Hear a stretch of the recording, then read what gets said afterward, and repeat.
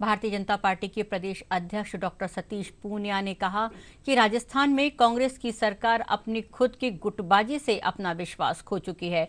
उन्होंने कहा कि हम केंद्र के आदेशों की पालना करेंगे।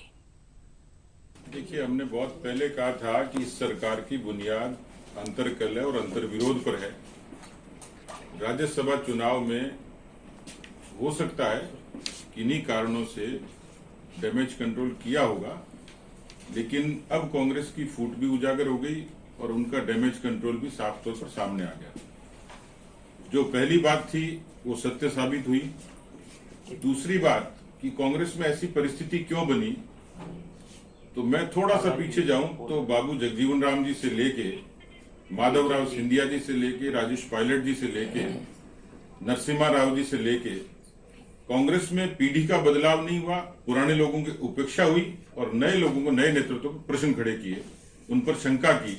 इसलिए केवल एक नेहरू गांधी खानदान के जो पिछलगू लोग थे उनको सत्ता का सुख मिलता रहा, लेकिन बाकी लोग उपेक्षित रहे। और यही कारण है कि कांग्रेस में नई पीढ़ी के नेताओं में एक बड़ा विरोध था, आक्रोश था।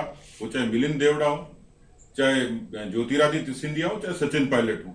इसलिए ये बात साबित हो गई कि युग के हिसाब से कांग्रेस ने अपने आप को बदला नहीं। उनके आलाकमान में दम होता, आलाकमान में किसी तरीके की सूझबूझ होती, उनमें कोई बुद्धि कौशल होता, तो शायद ये नौबत नहीं आती।